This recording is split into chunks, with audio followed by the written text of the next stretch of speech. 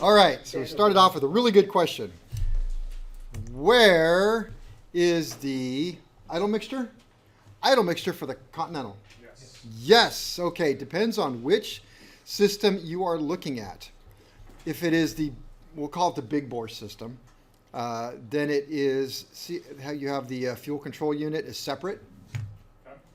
and then you have just the throttle body. It's the only thing on the throttle body is pretty much a throttle body, but this bolts to it.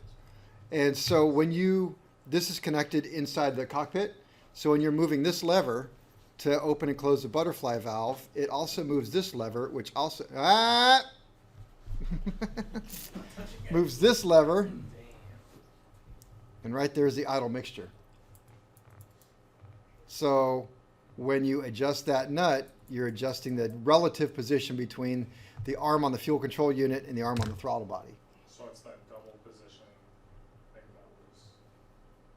It depends on which one you're looking at. Like the mock-up we have? Yeah. Yeah, so it's the double arm. Okay.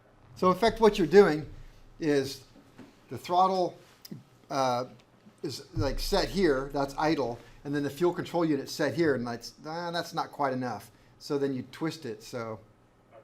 one is, you're opening up the fuel control unit just a little bit. Give him a few minutes. And let me see, do I have a picture of the other one? Yeah, He did say it. I did.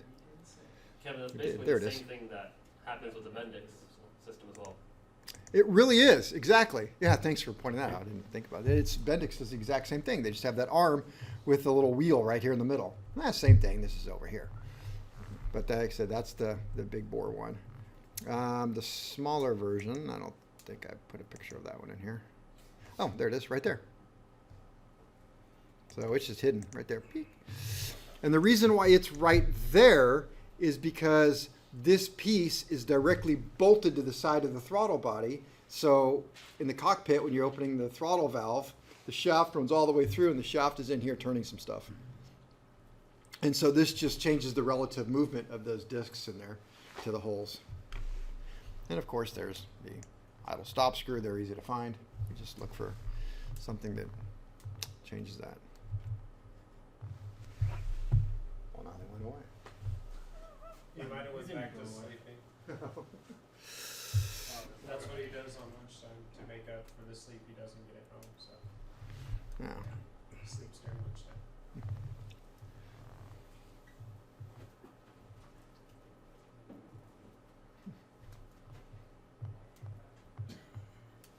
You guys want in or what? Welcome. I started at 7:30, so. Sorry, we were debating if we should watch the lecture video on YouTube or not. It's not live.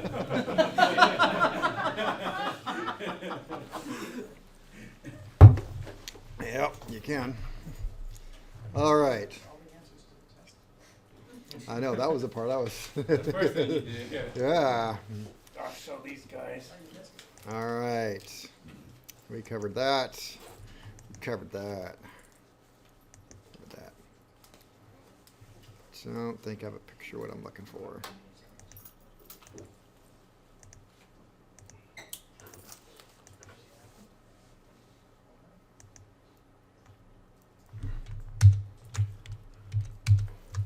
Okay. If you have a turbocharged system, which we're going to start talking about turbochargers on Monday, provided you show up. So turbo systems.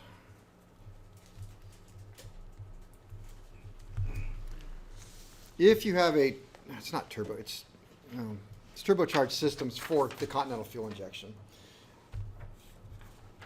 What do you got to do with the nozzles? Got to put shrouds around the nozzles. So nozzles are modified.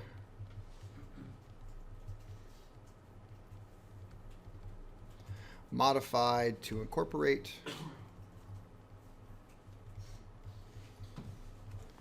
a shroud with upper deck pressure. What's upper deck pressure? Above the manifold? Yep. No, above the manifold. That's manifold pressure.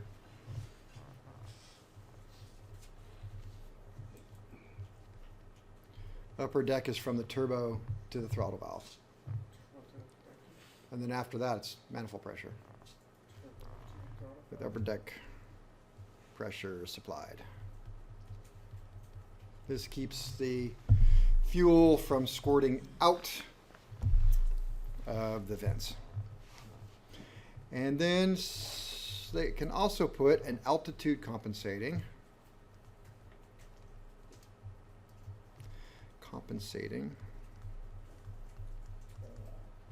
fuel valve in the fuel pump.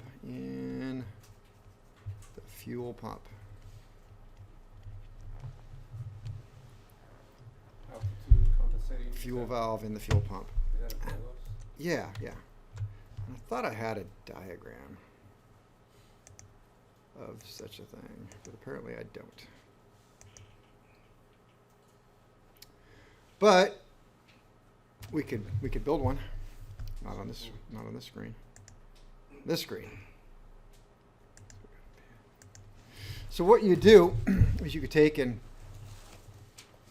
let's see. We'll put our aneroid here, bellows aneroid here, right? And we're going to vent it to upper deck pressure, or manifold pressure. Now we'll go to upper deck pressure. So this goes to turbo outlet. All right. So let's think it through. If we increase the throttle, open the throttle valve, then more air is going to get to the engine. If more air gets to the engine, we need more fuel. Okay. But there's turbo lag, so it takes a while for that to happen. Because first you have to open the throttle valve, then the engine has to speed up or get more exhaust, speed up, get more exhaust. That exhaust has to go over to the turbocharger, spool up the turbocharger more, which causes the compressor on the other side to spool up, which causes more air to now enter into the manifold that you've already just opened and work its way up into the engine. So that takes a little while. So we want to kind of slow things down just a little bit in the pump right here. So what we can do, if we go to a turbo and we add pressure, is this going to expand or contract? Contract. It's going to get smaller. So it's going to go up. And so what we can do is put a needle in here. The needle goes up. The needle, let me see if I did it the right way. I think it's inverted the way they do it. If we did a needle, yeah, have it be inverted. Yep, be inverted.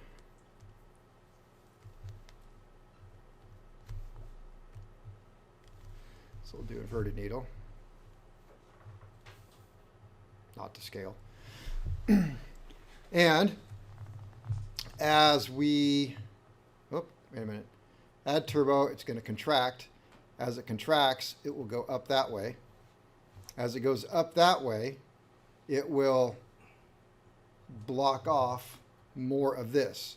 If it blocks off more of this, then we get more fuel to the fuel control unit. And then as we lose that turbo pressure and this expands, then it's going to be, in the smaller part will be, of course you can't do it just like that, you have to have orifices and stuff. Yeah. But then it'll be here, and so then more fuel would recirculate. So that's one way to just slow things down and vary the orifice based upon what's happening here with the aneroid based on the turbo output pressure. So, well, that's pretty much it. Compensating valve and fuel pump. Let me see. An aneroid bellows.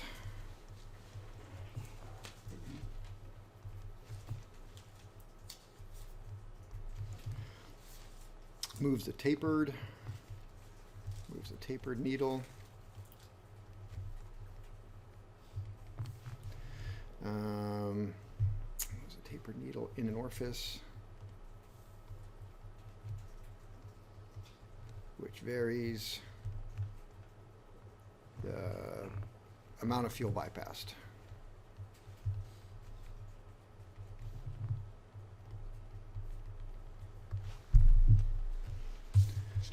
All right, a whole nother page of stuff we don't need. That was just going way too much. was how much fuel and air are needed for an IO 540. And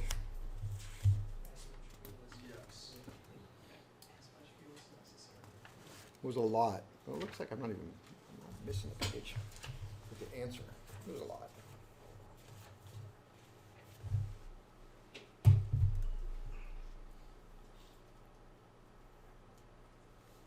Whatever. All right. Quick review.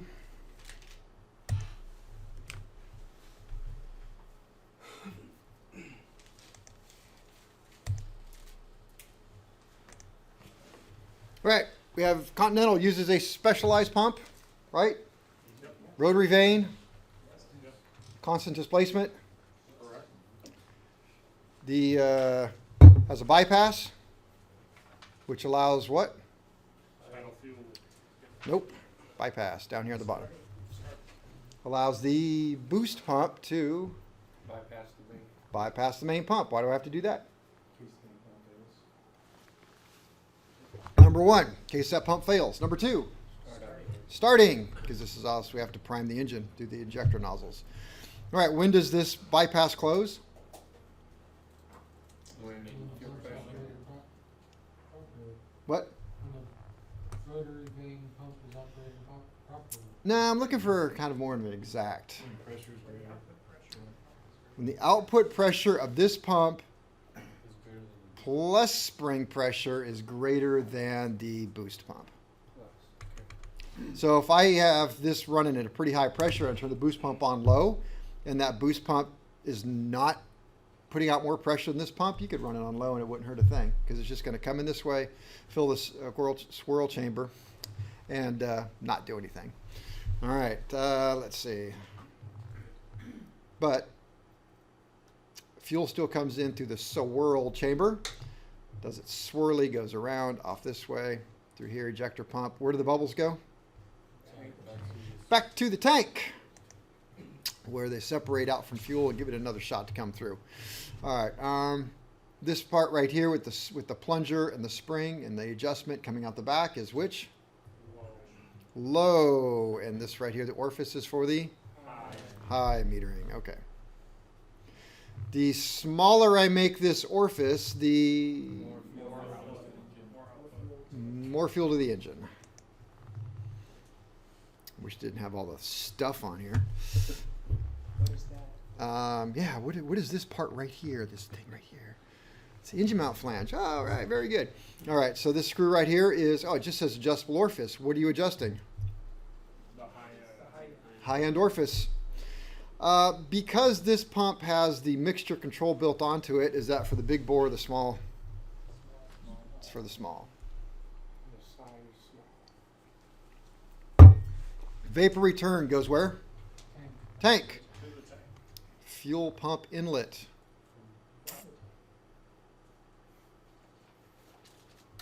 Goes into the, Scroll chamber. yes, the squirrel chamber is correct. All right. Where's this right here? Where's that go? Overboard. Overboard. Overboard. Tells you what? What's happening there? If you have fuel coming out of that, what's that mean? Ah, where? What's leaking? Dry bay. The what? Dry bay? Yeah. Your seal is leaking. You got a bad seal. So that keeps fuel from going into the engine or engine oil into here. You've got one of those on there, Stem Master. Bad seal. Do we? The back engine, Yeah? it's covered in oil. Oh, I've never seen that one run. I'll run the other one. The other one runs nice. Do we call that the engine mount flange seal? Sure. Okay. That would be the drive seal is what I'd call it. Drive seal. Okay, throttle body. It's got a fitting right there. What do you suppose that's for?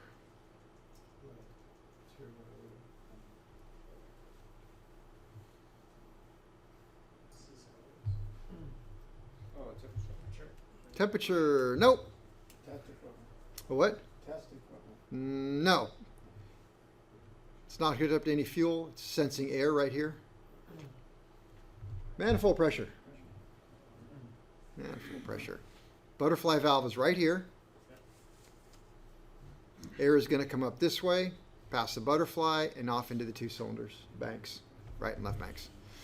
Okay, this side right here, if there's a screw, that's going to be for adjusting idle speed. This screw right there is for mixture. One of these is fuel inlet. One is return. I should. This is either. This is, I think, fuel inlet and a gauge fitting, and that is return, I think. All right, this is for the big bore. So again, fuel comes through the fuel screen, which we check at least often. All right, down to this chamber, you can see, that's not bad. Right there, what that kind of looks like, which is the mixture, so it goes through the mixture, off into the two chambers. One is going back to the pump. The other one goes to the main metering orifice, which is right there, through the idle. I'm sorry, the we call it idle tube or throttle tube. Back off to manifold valve. Let's see, manifold valve has two jobs, which are Provide clean shutdown clean, quick shutdown, and Even distribution of fuel. even distribution. What about metering of fuel? no, not on the Continental. Not on the Continental. How do they do that? By using a double poppet system. Double poppet is correct. The vent never faces Into the wind. into the wind. That is a Test. port O test. What is it called? Port O test. Port O test. Yeah. Okay. All right, see if we can figure this one out here. Fuel comes in through fuel inlet. The tank. Goes through the screen was correct. Okay, screen. Swirl chamber. Ooh, hard time figuring this one out. May not be accurate. Down. Through the pump. That's low pressure, right? There it is. The low idle. Yep, there's low. The heck's the pump side? It's got to be this side. Pump's got to be over there. Adjustable orifice. Anyway, There's the drains on that side. yeah, low side. Goes through the pump. This didn't work. I guess I don't even see the veins in there. Through the pump. We got the low side, high side. Out the pump. Into the.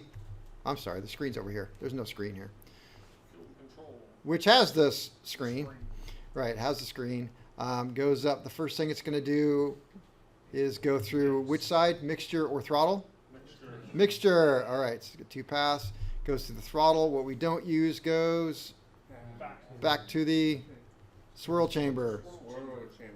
From the main metering orifice in the center plug through the throttle valve up to the cylinders where it raises up the presses on the diaphragm, raises the diaphragm. Then it goes through the double poppet down. It goes out to the nozzles. If I have a blocked nozzle, the pilot will see an increase of not fuel consumption, fuel flow. They will see the fuel flow gauge go up, which in reality it went down. And the reason why I said, yeah, I know, and the reason why I kind of said, some people use fuel totalizers, which would catch on that. Although they might say that, pilot might say that, I'd watch out for that. They could say, yeah, my fuel consumption went up. You know, what do you mean by fuel consumption? Like you flew somewhere and used more fuel out of the tank than you thought? Because if they said that, I might start questioning them, you know, especially, you know, well, what tank were you running off of? Did you, were you venting that, were you running your vapor return to a tank that was already full and not using it? Then they say, what do you mean by that? Okay, so we got that. What if the nozzle vent is plugged? Pilot will see Less pressure.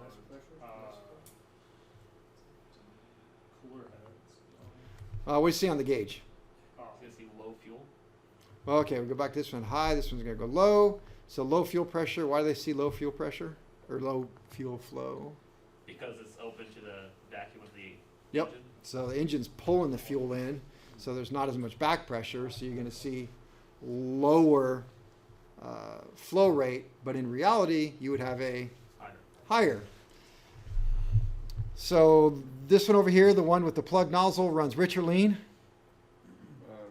Rich. The other ones will run a little lean. This one right here would run a little rich. The other ones would run a little lean. Okay. All right, covered that. Covered that. Covered that again and again and again. Okay.